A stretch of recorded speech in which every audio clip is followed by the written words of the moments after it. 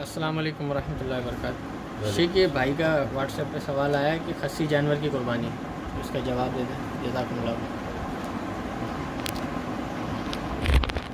بھائی نے سوال کیا ہے خصی جانور کی قربانی، لیکن کیا مطلب ہے اس کا؟ سوال پورا نہیں کیا گیا۔ آیا وہ یہ پوچھنا چاہ رہے ہیں خصی جانور کی قربانی جائز ہے ناجائز ہے، حلال ہے حرام ہے، کر سکتے ہیں نہیں کر سکتے؟ دیکھیں سوال جو ہے نا وہ اگر تشریح طلب ہو تو پہلے سوال کی تشریح کروائی جاتی ہے، اس کے بعد جواب دیا جاتا ہے تاکہ جواب صحیح دینے کی کوشش ہو، اور دوسرا یہ ہے کہ اس میں مزید جو نا الجھن پیدا نہ ہو بلکہ معاملہ سلجھ جائے۔ خصی جانور کی قربانی، اب یہ تو پتہ نہیں ہے کیا مطلب ہے کہنے کا، تو میرے بھائیوں سے درخواست ہے کہ سوال جو ہے وہ مکمل کیا کریں تاکہ جو نا یہ سمجھ میں آ سکے کہ سوال کرنے والا کیا پوچھنا چاہ رہا ہے۔ جو ویسے گمان گزرتا ہے عام طور پر تو اسی کے مطابق جواب دینے کی کوشش کرتا ہوں، اللہ توفیق دینے والا ہے۔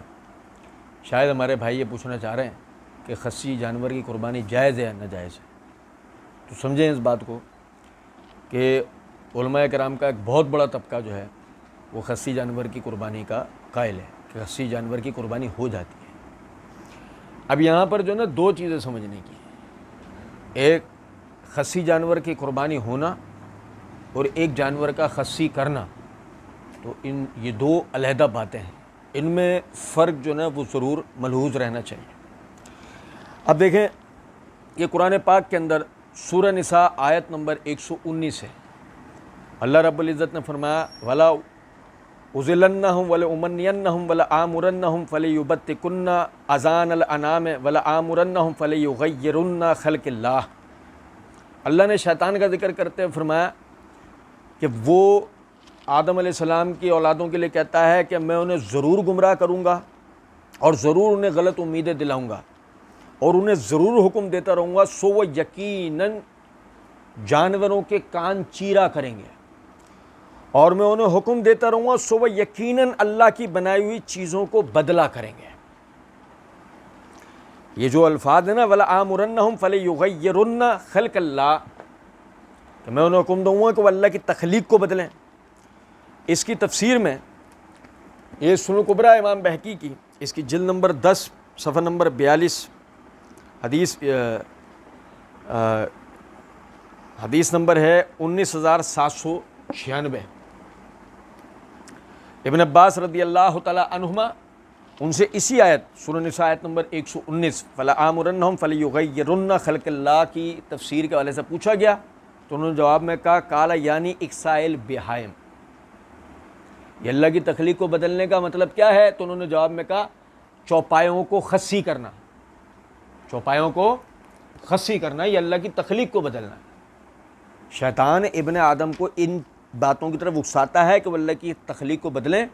جیسے اس کی مثال ایسے سمجھیں کہ اس آیت کی تفسیر میں مفسرین نے یہ جو عورتیں چہرے کے بال خوبصورتی کے لیے چہرے کے بال اکھڑواتی ہیں، دانتوں کے درمیان میں کشادگی کرواتی ہیں، محدثین نے اس کو بھی یعنی کہ فَلَيُغَيِّرُنَّ خَلْقَ اللَّهِ کہ اللہ کی تخلیق کو یہ بدلیں گے، اس سے تعبیر کیا ہے۔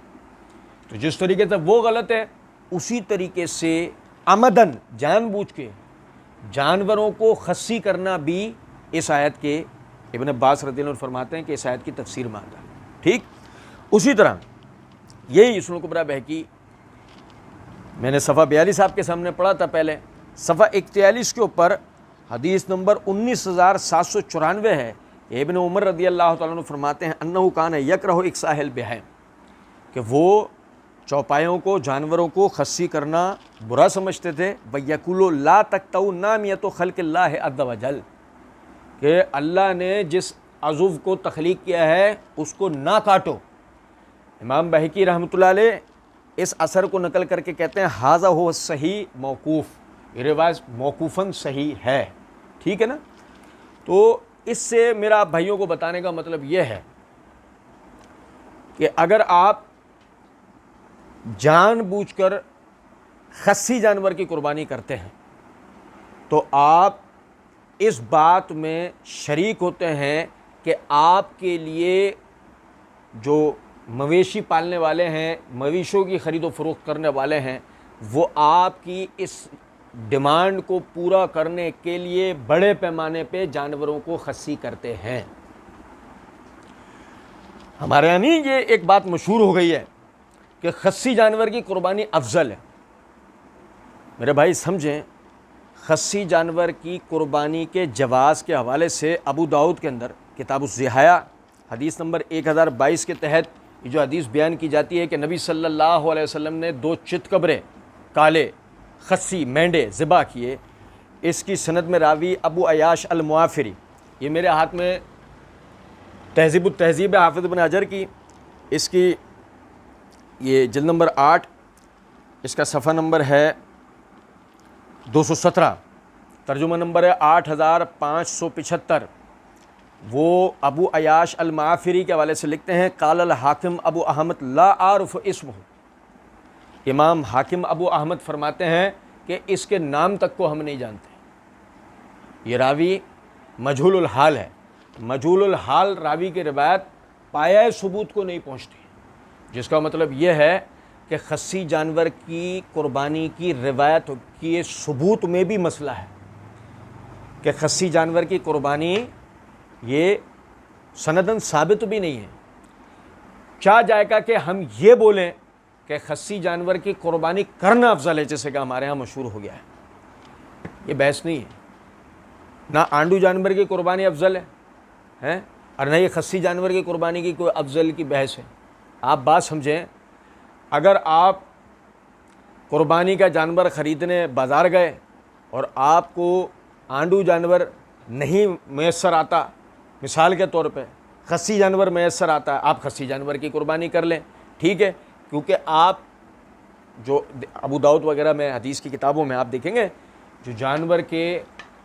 جس جانور کی قربانی نہیں ہوتے، جن عیوب کا ذکر ہے، اس میں خصی کا ذکر نہیں ہے ان عیوب میں۔ تو آپ جب گئے مثال کے طور پر قربانی کا جانور لینے اور آپ کو آنڈو جانور ملتا ہی نہیں ہے، ملتا ہی آپ کو خصی جانور ہے، آپ خصی جانور لائیں، اس کی قربانی کر لیں۔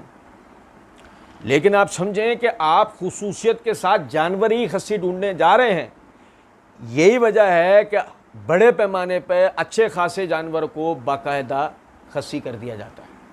تو میرے بھائی، اس اعتبار سے خصی جانور کی قربانی کا بائیکاٹ کرنا چاہیے کہ باقاعدہ یہ ایک رسم بن گئی ہے کہ جانور کو آپ کے لیے وہ جو مویشی فروخت کرنے والے ہیں ان کو پتہ ہے بھائی خصی جانور کو ہمارے افضل سمجھا جاتا ہے، وہ بیچارے جانوروں کو خصی کر کے لے کے آ رہے ہیں اور وہ جو ہے وہ خصی جانور جو ہے وہ فروخت ہو رہا ہے۔ تو لہٰذا جواز کی بحث نہیں ہے، علماء قائل ہیں اس کا جواز موجود ہے۔ اگر آپ جاتے ہیں، میں پھر عرض کر رہا ہوں کہ اگر آپ قربانی کے لیے جانور ڈھونڈنے جاتے ہیں، آپ کو آنڈو جانور نہیں ملتا، آپ خصی جانور لیں، اس کی قربانی کریں، مسئلہ نہیں۔ لیکن خصوصیت کے ساتھ خصی جانور نہ خریدیں، آنڈو جانور کی ہی قربانی کریں، کیونکہ آپ پھر اس گناہ کے اندر شریک ہوتے ہیں کہ جس میں جانور کو خصی کیا جاتا ہے۔ اللہ رب العزت سمجھنے اور عمل کرنے کی توفیق دے۔ وما علینا الا البلاغ۔